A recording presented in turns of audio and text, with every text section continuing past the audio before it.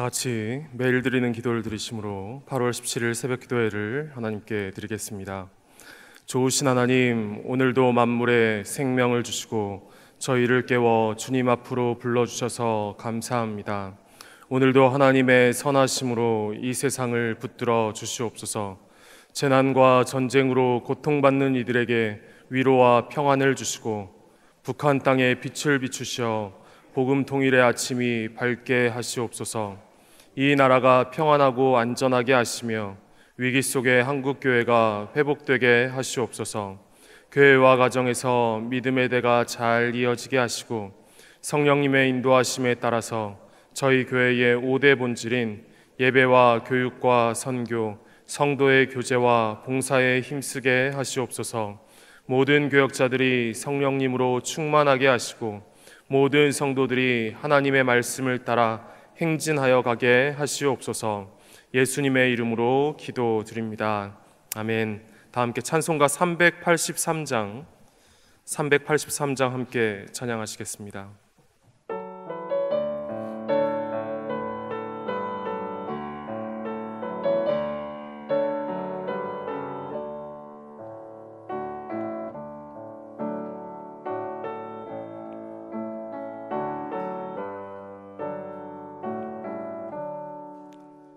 눈을 들어 산을 보니 도움 어디서 오나. 천지 지은 주 하나님 나를 도와주시네.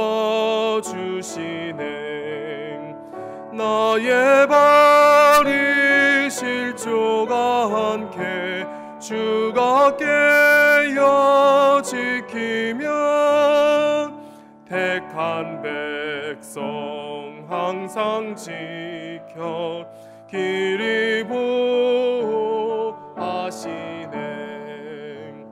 도우시는 하나님이 내게 그늘 되시니 낮의 해와 밤의 달이 너를 상치 않겠네. 내게 화를 주지 않고 오늘 보호하시며 너의 출입 지금부터 영영 인도하시리.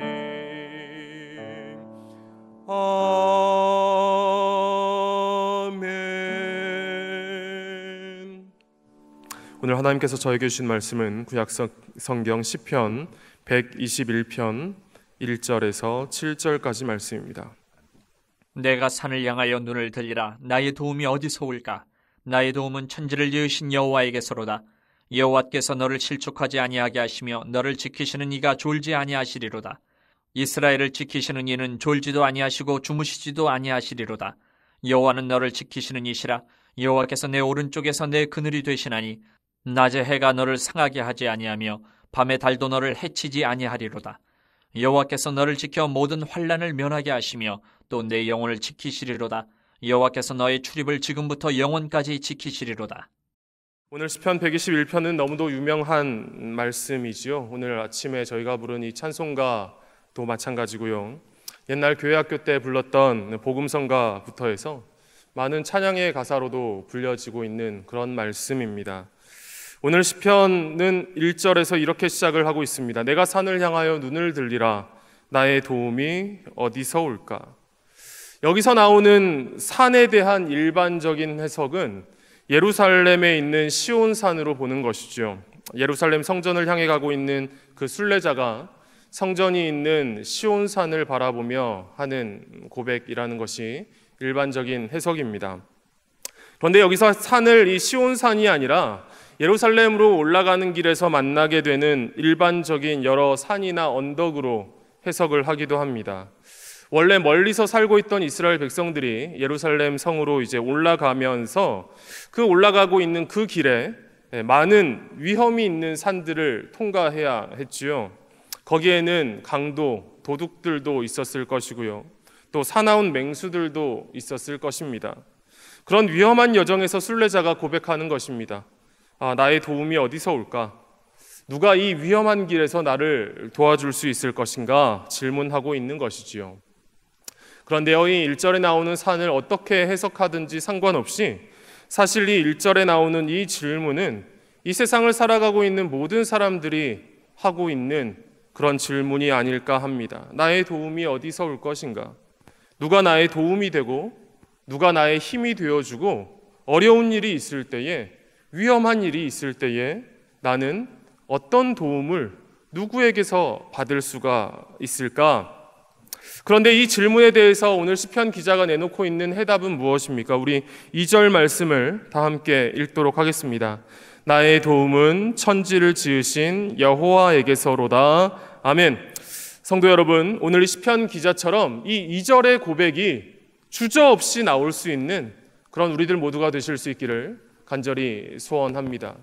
우리는 이 시편 121편의 말씀을 너무도 잘 알고 있어서요, 많은 찬양으로 부르기도 해서 이 1절의 질문 다음에 2절의 대답이 나오는 것이 전혀 이상하지 않고 아무렇지 않게 여겨지고 있지만, 생각을 해보면 이 1절의 질문, 나의 도움이 어디서 올까에 대하여서 2절에 나오는 이 대답이 나오지 않는 그런 사람들도 있습니다. 시편에서도 많이 언급되기도 하지만 하나님이 없다라고 하는 사람들이 있죠. 하나님을 인정하지 않는 사람들이 있습니다. 하나님을 믿지 않는 많은 사람들이 있습니다. 그래서 그들이 자기의 도움으로 삼는 것은 무엇입니까? 돈을 세상에서 얻을 수 있는 도움으로 삼으려고 합니다. 그래서 더 많은 돈을 벌기 위하여서 혈안이 되어서 살아가는 것이지요.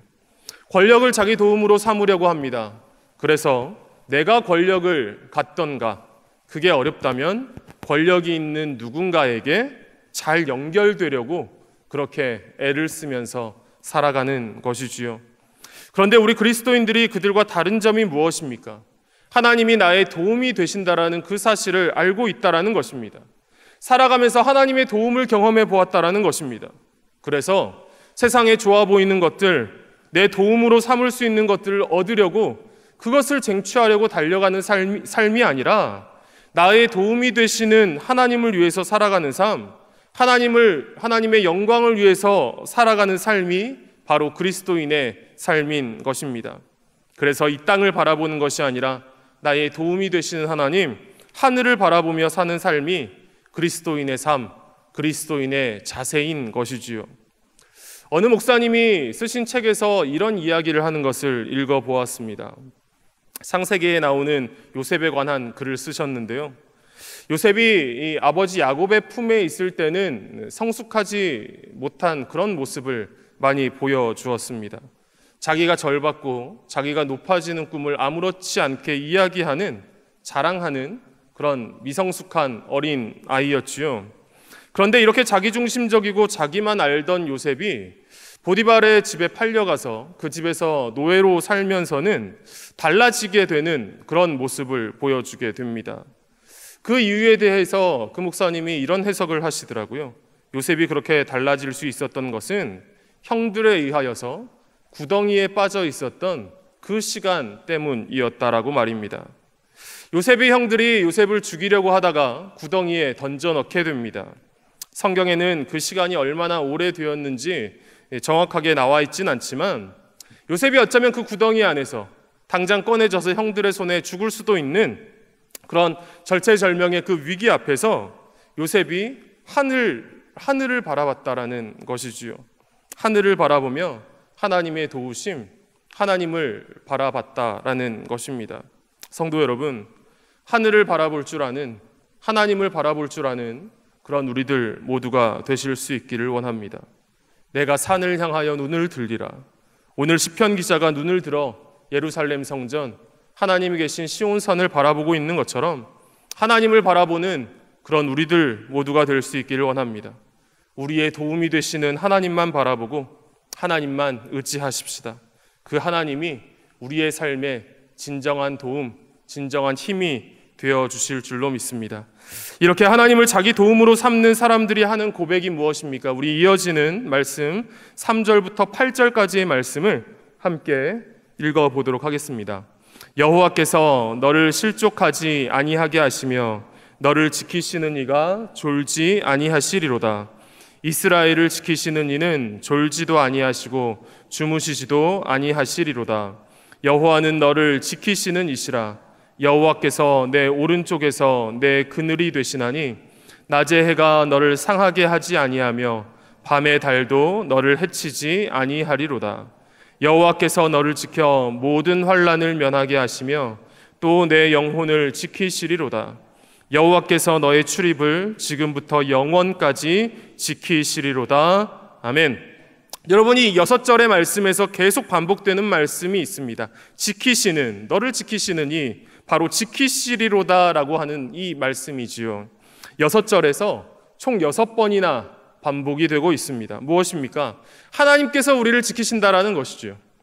졸지도 않으시고 요즘처럼 뜨거운 태양이 내리쬐을 때에는 우리의 그늘이 되어주시고 밤의 추위가 우리를 해치지 못하게 하시면서 우리를 지켜주신다라는 것입니다.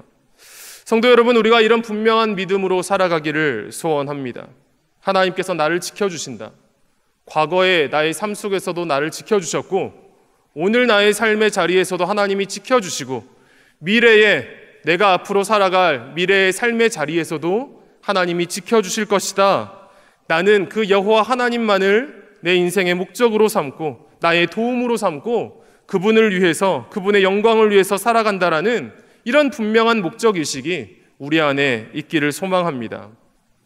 그런데요, 오늘 말씀을 잘 읽어보면 1절, 2절과 그리고 3절부터 8절까지의 다른 점이 하나가 있습니다. 말씀을 잘 보시면 1절에서 2절에서는 내가 라고 말하고 있죠. 1인칭 주어를 쓰고 있습니다. 그런데 3절부터 8절까지는 주어는 여호와께서로 바뀌고 내가가 아니라 너를 이라고 바뀌게 되지요.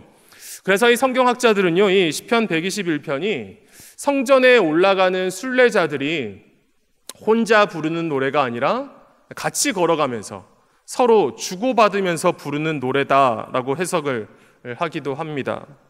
그런데요, 저는 이 다른 점을 보면서, 이 말씀을 보면서 두 가지로 해석이 되었습니다. 첫 번째 해석은요, 1절에 나오는 그 질문, 나의 도움이 어디서 올까에 대하여서 2절에 대답을 할 수 있는 사람, 나의 도움은 천지를 지으신 여호와에게서로다, 이렇게 대답할 수 있는 사람은 다른 사람에게 3절부터 8절까지의 이 고백을 할 수 있는 사람이라는 것입니다. 하나님이 나의 도움이 되신다라는 이런 확실한 믿음이 있는 사람은 그 믿음의 내용을 자기만 알고 있는 것이 아니라, 자기만 갖고 있는 것이 아니라 다른 사람에게도 전한다라는 것이지요. 하나님이 너를 도와주실 거야. 하나님은 너를 지키시는 분이야. 하나님은 졸지도 않으시는 분이야. 그 하나님이 너를 항상 지켜주신단다. 이렇게 말할 수 있는 사람이라는 것이에요. 성도 여러분, 오늘 이 시편 121편의 이 말씀을 오늘이 다 가기 전에 여러분들의 자녀들에게, 여러분들의 가족에게, 여러분들의 손주들에게 해주셨으면 좋겠습니다. 한 주간 새벽 기도하면서 제 사춘기 딸 이야기를 너무 많이 한 것 같은데요. 저도 요즘 사춘기 부모가 되니까요, 하고 싶은 게 얼마나 많은지 모릅니다. 뭘 하고 싶은지 아시지요? 잔소리가 그렇게 하고 싶습니다. 네, 한숨이 나오죠. 언제 사람이 될까? 언제 정신을 차릴까? 자녀들을 보면서 그렇게 한숨만 짓지 마시고요. 그런 마음들을 참고 내려놓으시고 오늘 이 시편의 이 축복의 말씀으로 자녀들을 위해서 축복해 주시고 기도해 주셨으면 좋겠습니다. 잠들기 전에, 잠자리에 들기 전에 잠깐 모이라고, 가족들이 함께 모이라고 해서 다른 말씀으로 기도하는 게 아니라 121편 펴놓고 보시면서 읽으시면 됩니다. 그게 축복의 기도인 것이지요. 그래서 오늘 새벽에 읽은 이 시편 121편 이 축복의 말씀으로 인하여서 여러분들 가정에, 여러분들 자녀들 위해 하나님의 축복과 위로가 그리고 은혜가 넘쳐나게 되기를 간절히 소원합니다. 그리고 이 말씀을 보면서 제가 두 가지로 해석이 되었다고 말씀드렸죠. 두 번째 해석은 1절, 2절의 고백을 하는 사람들, 하나님을 나의 도움으로 삼는 그 사람들에게는 3절에서 8절까지의 그 격려를 해주는 믿음의 동역자를 붙여주신다라는 것입니다. 일반적인 해석과 같이 두 사람이 함께 올라가면서, 여러 사람이 함께 올라가면서 이 노래를 주고받는 것처럼 그 곁에 이 축복의 말씀으로 격려를 해주는 믿음의 동역자를 붙여주신다라는 것이지요. 사람은 절대 혼자서 살 수가 없습니다. 어차피 인생은 나 혼자야, 혼자 왔다가 혼자 돌아가는 것이 인생이야, 뭐 이런 세상의 말들이 있지만 사람은 절대로 혼자서 살아갈 수가 없습니다. 태어나면서부터는 부모의 극진한 보호와 돌봄이 있어야 하고요. 그리고 또 세상을 떠날 때에도 내가 그냥 숨을 거두는 것에서 멈추는 것이 아니라 누군가 나의 장례를 치러 주어야 하는 것이지요. 얼마 전에 우리 사회에 참 안타까운 일이 있었습니다. 지하철 역사에서 사람들이 많이 모인 저녁 시간에 흉기를 가지고 사람들에게 무차별로 흉기를 휘둘러서 많은 사람들이 다치고 또 죽게 되는 그런 안타까운 사건이 있었지요. 이런 범죄를 일으킨 사람을 잡고 보니까 특징이 있었는데 대인 기피증 등으로 인하여서 오랫동안 홀로 사람들을 만나지 않고 외톨이로 살아왔다라는 것입니다. 그 흉악한 범죄를 보고 또 분노하면서도 한편으로는 그 이야기를 들으면서 그런 생각이 들었습니다. 만약 그 사람에게 따뜻한 믿음의 공동체가 있었다면, 그 사람 곁에 좋은 믿음의 동역자들이 있었다면, 그래서 자기의 괴로움과 어려움을 사람들과 함께 나누고 그 어려운 마음을 풀 수 있었다면 그 사람이 그렇게 망가지는 것은 막을 수 있지 않았을까, 그날의 불상사는 막을 수 있지 않았을까 하는 그런 생각이 들었습니다.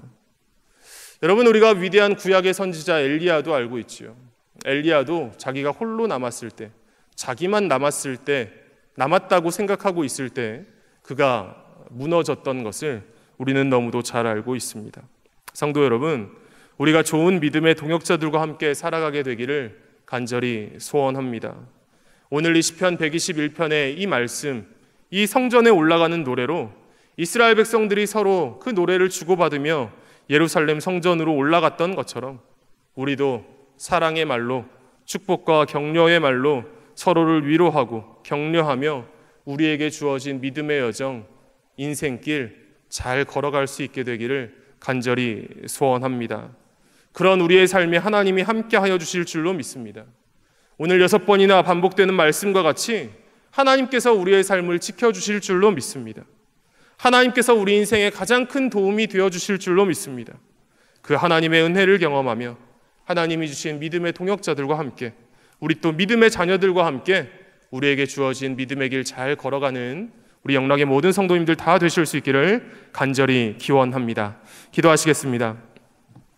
아버지 하나님, 저희와 늘 함께하여 주시고 저희를 지켜주심에 참 감사드립니다. 하나님께서 언제나 저희와 함께하여 주신다라는 그 분명한 믿음을 갖고 살아가는 저희들 되게 하여 주시옵소서. 고난과 어려움이 와도 그 믿음을 잃어버리지 않게 하여 주시고 저희의 삶에 진정한 도움 되시는 하나님만 붙들고 살아가는, 하나님을 위해서 살아가는 저희들 되게 하여 주시옵소서. 하나님, 저희의 이 믿음이 다른 사람들에게도 전해지기를 원합니다.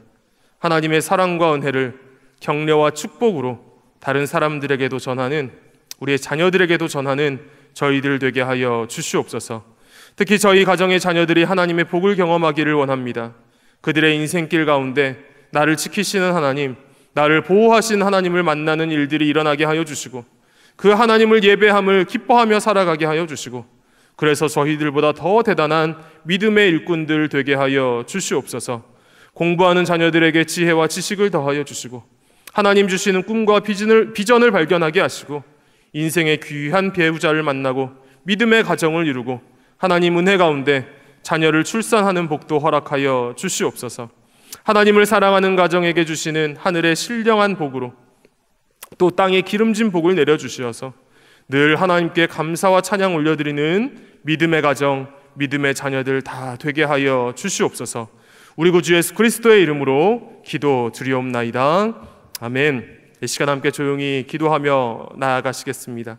첫 번째 기도 제목은 우리 삶에 진정한 도움 되시는 하나님만 붙들고 믿음의 말, 축복의 말로 하나님의 은혜를 전해주는 저희들 되게 하여 주시옵소서. 영락에 속한 교육기관들, 교회부설 어린이집, 영락유치원, 신당 오동 어린이집, 영락중고등학교, 영락의료과학고, 대광초중고, 보성여중고를 통해 학생들이 예수님의 마음을 품은 인재들로 자라나도록 대학부 여름수련회 19일까지 진행됩니다. 수련회를 통하여서 하나님께서 청년들이 시대를 읽는 통찰력을 갖게 하시도록 함께 기도하시고, 개인적으로 가지고 나오신 기도 제목들 가지고 함께 기도하시고 자유롭게 돌아가도록 하겠습니다.